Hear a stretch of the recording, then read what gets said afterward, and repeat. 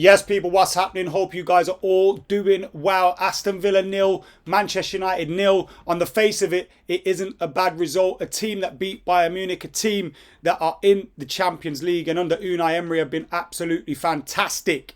But listen to this. It confirmed Manchester United's worst Premier League start ever and our worst start since 1989-1990 when Sir Alex Ferguson had his worst ever finish in a Division 1 then, because it wasn't the Premier League then. It's our worst ever Premier League start. It's official, and Ten Hag has beaten his own record of the worst start ever of last season. He occupies the 2 top spots for that stat and that record that nobody wants. Now, what is going to happen before the Porto game, before the Villa game? We all thought that these 2 games were decisive for Erik ten Hag in his Manchester United career and his tenure as Manchester United manager. And today at Villa Park, we saw all of the board members there. The likes of Sir Jim Ratcliffe, Ashworth, Barada, etc. were in attendance at Villa Park. They've got a meeting on Tuesday. It's been apparently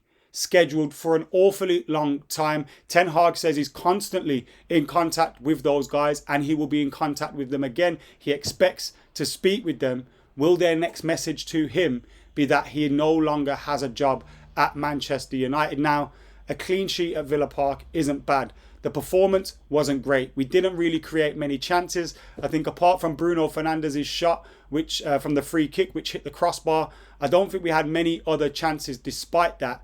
And despite the fact, okay, we're a little bit better defensively, some could argue Aston Villa, after a big European game against Bayern Munich, on a little bit of a come down from that, maybe. They didn't play their best stuff either, but you maybe have to give United credit for not allowing them to play their best stuff. And in a day when we thought we would rock up there and get battered, we didn't. But that's not the standards that Manchester United have to have. Oh, we didn't lose today, so everything's fine. That can't be the case, and it shouldn't be the case for Manchester United. Now, I am someone that wants Erik ten Hag to turn this around. I like him. I do like him. But I thought it was damning when Sir Jim Ratcliffe spoke with the BBC in midweek and said he was asked whether he still has faith in Erik ten Hag, and he came out and said, I don't want to answer that question. I like him, but it's a decision of X, Y, and Z. And X, Y, and Z were there in attendance today and will be meeting up on Tuesday to, I'm sure, discuss the position of United manager. Now, something that I think helps him, Erik ten Hag, and again, this shouldn't be the case, is that there's no real candidate that stands out and screams, give me this job right now. I'd start going, if United were to sack Erik ten Hag, maybe I'd like Tuchel, but there's no guarantees that's a success. And there's a few other managers around there that maybe you could go for. But again, are they the manager that we need? Are they the manager to come in and grab this team and turn them into winners? That's not always the case in terms of, there's no one out there, so you shouldn't sack a manager. If a manager's not doing his job, not getting results, hasn't got the team on side, then you have to take that into consideration. But there was some form of response today, although it wasn't the response that we wanted. We all wanted 3 points. We always want 3 points. We always expect 3 points, and it didn't come today. And it's another game where we've dropped points this season. We still have only beaten Southampton, Fulham and Barnsley, and that isn't good enough, especially when you look at the calibre of the teams that we have played. No disrespect to any of them, but Manchester United should be getting a lot more points and a lot more victories than they have done. Today, we made a change at the back. It was Johnny Evans and Harry Maguire that came in. Harry Maguire went off with an injury just before at half-time. It looked like a bad one. No one was really around him. It could be a knee, it could be his hammy. You're not really sure what it could be. But he clearly pulled up and he was struggling. It took him a while to get off the pitch. Johnny Evans sticking in a man of the match performance as well. If this kid, I say kid, is a bit of an old man now. If Johnny Evans was 10 years younger, you're looking at one of the best centre-backs in the league, in my opinion, because he's that good. I liked him when he was at Manchester United as well. And I remember when we sold him, obviously at Manchester United the first time, I remember when we sold him, I felt like we shouldn't have. He's a defender that, he can play with the ball at his feet, composed, good in the air. He has it all as a centre-back. Obviously, he doesn't really have the legs to be playing so often anymore. And last season, when he played so much, we thought, we don't want to be in this position again, playing him all the time. But today, the manager dropped the lid. and dropped Lissandro Martinez as well. He didn't start any of his signings. Now you could say maybe he's trying to bed Joshua Zirkzee in, maybe he's trying to bed Ugarte in, and all those kind of things. But he didn't start any of his new signings today. And I think that kind of speaks volumes, doesn't it? That he hasn't started any of them. What does that say to you? Maybe he's losing a little bit of faith in them. Maybe he's not, he's not too sure on them. Maybe he's not, got the faith in them to kind of put the performances and get the results yet. Obviously, it takes time for some players to adapt to the Premier League. And I do think Zirkzee, when he first came about, obviously he scored the goal against Fulham. He's missed a lot of chances, which we don't want to see. Obviously, some big chances as well. But generally, his all-round play has been good. Came on today. He looked so far off it. He really did look so far off it. And you can tell the confidence of all these players is hit at the moment. And confidence is a big thing in football. And we need something to kind of spike that confidence and get us going again.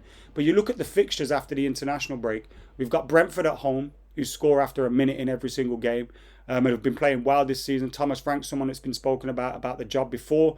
And whilst that on the face of it is a game we should be winning, like all of them, it's going to be a difficult game, especially in this form. And then you look at, after that, I think we got Fenerbahce away. We got West Ham away. Now again, we should be beating Fenerbahce. We should be beating West Ham. But there's no guarantee. And Mourinho would love nothing else but to send a Manchester United manager packing and get him his P45. But the question is, will he survive this week, this couple of weeks, this international break? Will we be coming back with maybe Ruud van Nistelrooy in interim charge? It remains to be seen, and we've got to wait for how that will play out this week, I guess. But this result, if they had made their minds up before that, I don't think this performance would have changed things. I don't think a draw at Villa Park is good enough to kind of make you go, oh yeah, he's back, he's got the players fighting for him. Because yes, it was a good point, but we should be beating him. And his record against Emery is quite good. And our record against Aston Villa is quite good. Our record at Villa Park is quite good. Now, obviously, they're a different team, but nevertheless, you got to get 3 points. And 3 points there maybe gives you that confidence, turns it around. You thought it as well with the Spurs game, that 3 points there give us confidence, get our season going, and we just don't turn up. So, remains to be seen what's going to happen. I don't think there were real standout performers today. Dimitar Berbatov said after the game that the other players should be embarrassed that Johnny Evans is man of the match. Now, that's not a slight on Johnny Evans. But, he's a player that was brought in as 5th choice centre-back, 4th choice centre-back at best. Wasn't expected to play a whole load of games. The age that he's at as well, coming in and kind of embarrassing everyone. It's interesting, man. I genuinely don't know where we're going to go from here. But remains to be seen anyway, if he will survive. Let us know your thoughts in the comments below. Apologies, this was a little bit late. I had to get the train back from London after the club. We did the live watch along for this game today. If you want to go and check out the stream or the highlights on that, make sure you head over to the club. Head over to Stretford Paddock as well for all the reaction. I've got a fun day tomorrow at a Legends of Football gig, which is honouring Wayne Rooney. So my goal for tomorrow is hunt that man down, the greatest English player ever, and have a little chat, have a little handshake, and maybe get a little picture. That's my international break. That's the only thing I'm looking forward to, because this could get messy this week. Anyway, I'm AdamMcKola. I'm out of here.